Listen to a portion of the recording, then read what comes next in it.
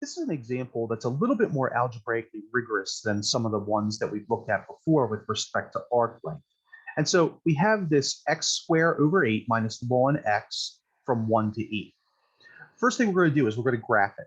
All right, so we're going to go to Wolfram Alpha, all right, and we're just going to graph the function x squared over 8 minus ln x from 1 to e. And we end up with this sort of function. Now remember, this isn't the y-axis, okay? This is the axis x equals 1, okay? Because it runs from 1 to e. And so it's just going to run from like maybe 0.14 or something like that, going to dip below the x-axis and then come back up somewhere really close to the axis, okay? So it's not really going to be all that far away from our axes, okay? So if graphing this, right, so we have, I'll just draw right here, and we might end up with something like this. Okay, I know it's not the scale, but eventually that's what we have. Arc length formula L is going to be integral from a to b, square root of 1 plus our derivative of our function square, integral with respect to x, right? And so at this point, let's start by finding the derivative of this function, which is pretty easy. F prime of x, which is going to be 2x over 8 minus 1 over x. Of course, 2x over 8 can be written as 1/4, or x over 4 in this case. And remember, in our formula, we have to square this. So I'm going to square the derivative outside of the length and then substitute it in, because something special is going to happen with this. And I just want to make sure everybody can see the algebra for this. All right, so if we square the derivative, that's going to be x over 4 minus 1 over x square, okay, which is the same thing as x over 4 minus 1 over x times x over 4 minus 1 over x. And just to show you the FOIL for this, I'm just going to write it out in all 4 terms. All right, so first, outer, inner, last. If I do that, we get x squared over 16 minus x over 4 times 1 over x, outer, and then minus 1 over x times x over 4, and then finally plus 1 over x squared. Mercifully, these x's cancel out, and we're left with negative 1/4, and then another negative 1/4, which we know is going to turn into negative 1/2 when we add those together. And so the derivative square is going to be x squared over 16 minus 1/2 plus 1 over x squared.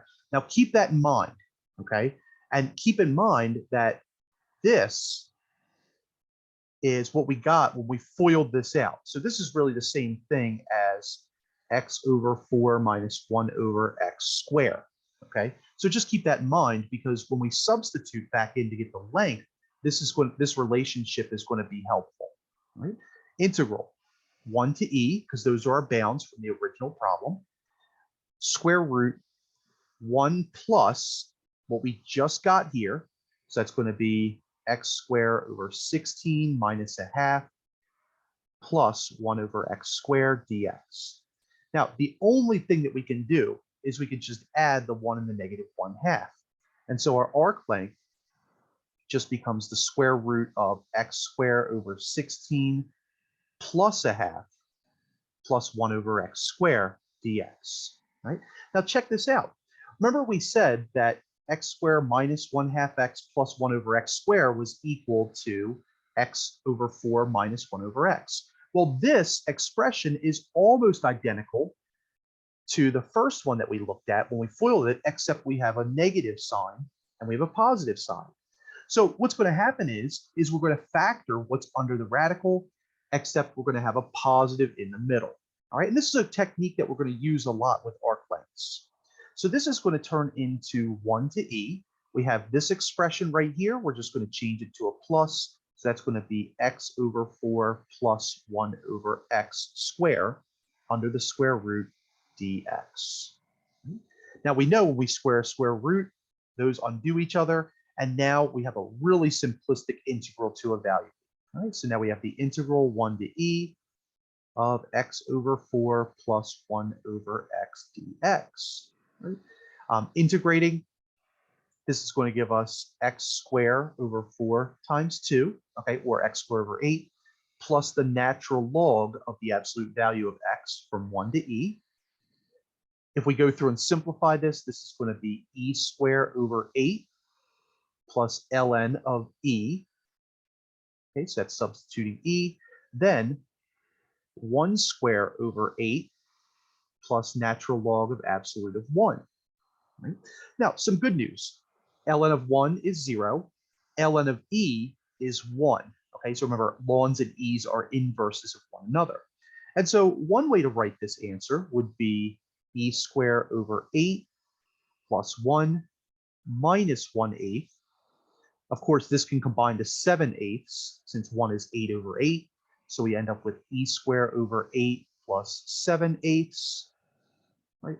And then finally, if we really wanted to make this into a single fraction, we could write it as e squared plus 7 over 8. Right? And I don't know what that approximates to, but probably somewhere around 1, since this is almost 3 plus 7, so like 10/8. So approximately, it's probably like 1.2 or something like that. Okay.